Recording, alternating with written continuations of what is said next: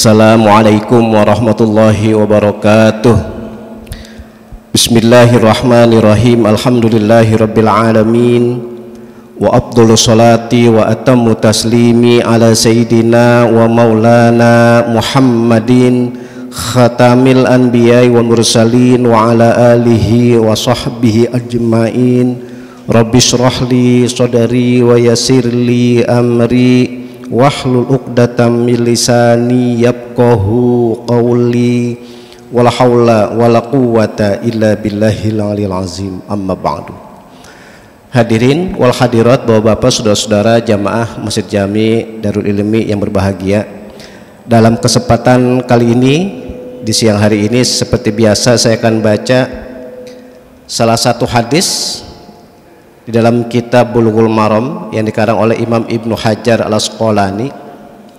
Lengkapnya hadis: wa an Aisyata anna rajulan atan nabiyya sallallahu alaihi wasallam faqala ya Rasulullah inna ummi uftulitat nafsuha walam tusi wa azunnuha law takallamat tasaddaqat afalaha ajrun in tasaddaqtu anha. Qala na'am, muttafaqun alaih. Bapak-bapak, saudara-saudara, hadis ini datangnya dari istri junjungan kita Nabi besar Muhammad sallallahu alaihi wasallam yang bernama Siti Aisyah. Dan hadis ini, derajat atau status hadis ini sangat-sangat indah ya, karena muttafaqun alaih berarti hadis yang distatuskan adalah hadis yang sahih.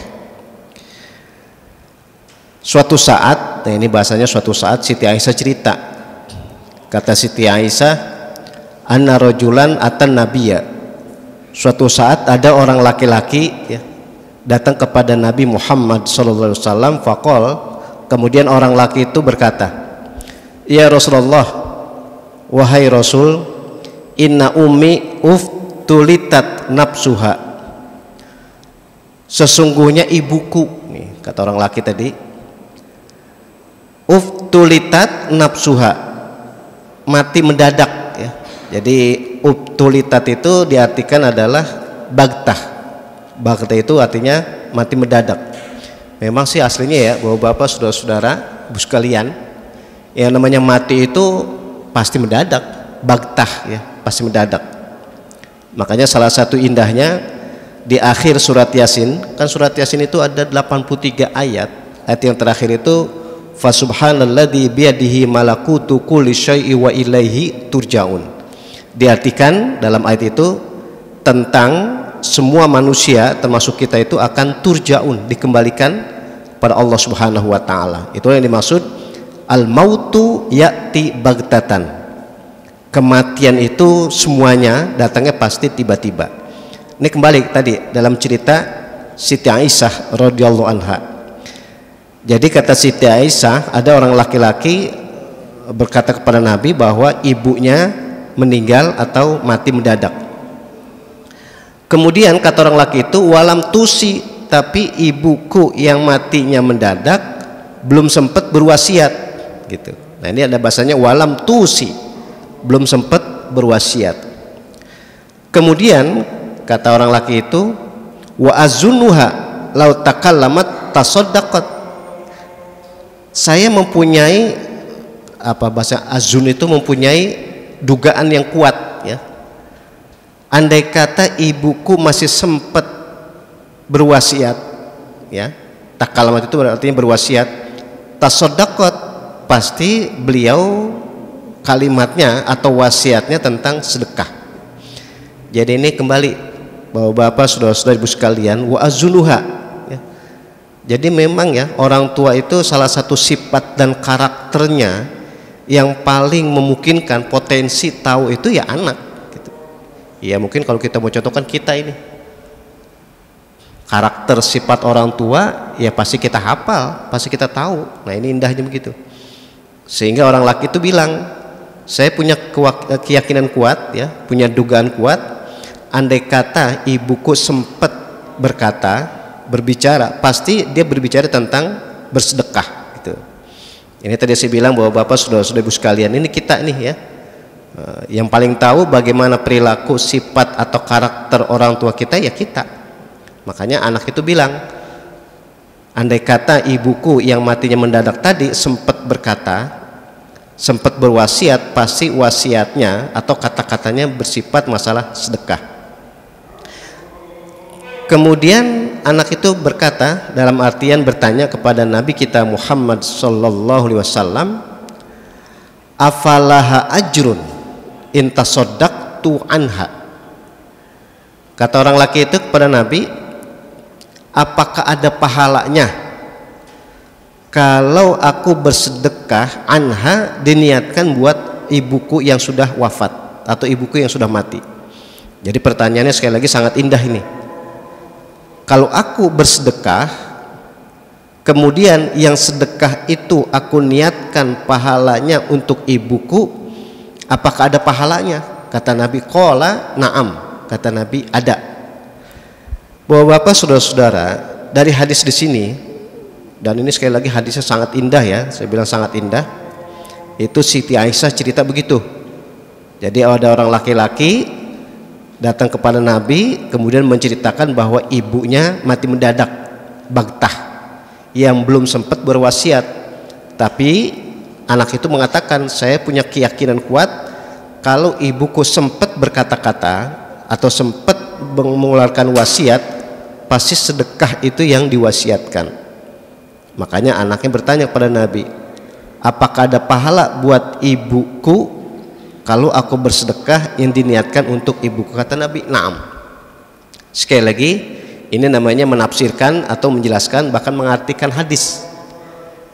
Bapak-bapak, saudara-saudara, ibu-ibu ya, ini kesimpulan hadis begini. Saya ambil kesimpulan.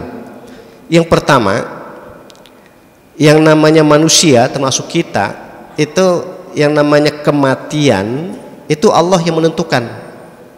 Nah ini makanya ada bahasanya uftulitat ya. Makanya bahasa Islam kita nih, kematian itu tidak ada rumus. Apa maksudnya rumus itu? Contoh, kalau kematian seseorang itu akan dekat kalau sudah tua. Makanya kenyataannya kan beda. Kadang-kadang yang masih muda udah mati duluan, yang tua ternyata masih hidup. Atau tidak ada rumus kalau orang mati itu harus sakit dulu. Sekali lagi, ternyata di masyarakat kita ini di mana saja, kadang-kadang orang-orang yang bahasa kita udah sakit ya, tapi masih belum meninggal, tapi dibalik yang tidak kita dengar sakitnya tahu-tahu meninggal. Itu yang dimaksud bahwa al-mautu ya'ti baghtatan. Kematian itu datangnya tiba-tiba. Itu yang pertama kesimpulannya. Yang kedua, bapak-bapak, saudara-saudara, natural ya, alami, semua manusia yang namanya anak itu wajib berbakti kepada orang tuanya. Tapi tidak semua, saya mengatakan tidak ini, tidak semua anak bisa berbakti kepada kedua orang tuanya. Bahasa mudahnya dalam hadis di sini, semua manusia itu disuruh berbakti kepada kedua orang tua, semua. Sehingga itu ketika dalam Al-Quran ada kalimat atau ada ayat yang berbunyi waqur rabbirhamhuma kama rabbayani shaghira. Diartikan semua anak termasuk kita itu wajib berbakti kepada kedua orang tuanya. Waqur rabbirhamhuma kama rabbayani shaghira. Tapi kebalikan, tidak semua anak bisa berbakti kepada orang tuanya, gitu maksudnya. Ya tinggal kita aja muhasabah, tinggal kita aja introspeksi ini. Apakah kita termasuk yang bisa berbakti kepada kedua orang tua kita? Ya tergantung kitanya. Nah makanya kesimpulan kedua, semua anak wajib berbakti kepada kedua orang tuanya. Tapi belum tentu ya semua anak bisa berbakti kepada kedua orang tua. Yang menarik dalam bahasa Arab, bapak-bapak, saudara-saudara, ketika disuruh berbakti kepada orang tua, nyebutnya kedua orang tua, walidain. Begini memahaminya. Kalau ada anak, saya nggak nyontohkan kita ini, kalau ada anak berbakti kepada bapaknya saja, hormat kepada bapaknya saja, tapi tidak hormat, tidak berbakti kepada ibunya, maka anak itu tetap distatuskan sebagai anak durhaka. Atau kebalikan, ada anak berbakti atau hormat kepada ibunya saja, tapi tidak berbakti kepada bapaknya, berarti anak itu tetap dianggap sebagai anak durhaka.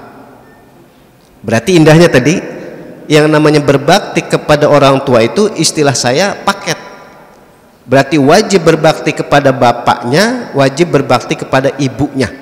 Tidak bisa anak berbakti kepada ibunya saja, anak tidak bisa berbakti kepada bapaknya saja, akan tapi paket itu kepada bapak dan ibu. Sehingga kalau kita baca doa yang populer nyebutnya walidayya, berarti kedua orang tua. Itu yang kedua, bahwa bapak, saudara-saudara, ibu sekalian, kesimpulan hadis di sini berarti semua anak termasuk kita wajib berbakti kepada kedua orang tua, tapi sekali lagi belum tentu semua anak bisa berbakti kepada kedua orang tua. Yang ketiga, kesimpulannya begini. Ketika ada pertanyaan sahabat kepada junjungan kita Nabi besar Muhammad sallallahu alaihi wasallam, afalaha ajrun in tasaddaqtu anha. Jadi pertanyaannya, kalau anak berbakti atau mengeluarkan sedekah yang diniatkan pahala untuk orang tuanya, apakah ada? Ternyata kata Nabi ada, artinya bisa. Nah, ini kesimpulan yang ketiga, bahwa bapak, saudara-saudara, ini sering saya kemukakan termasuk kesempatan ini begini. Kalau anak, saya nyebutnya anak nih, berarti kita semua pasti anak. Kalau anak berbakti, anak berbuat baik, anak beramal soleh, maka orang tuanya yang masih hidup maupun yang sudah meninggal itu dapat kiriman pahala. Sekali lagi, kalau anak, saya bilang kita ini, saya husnuzon ya, saya positive thinking.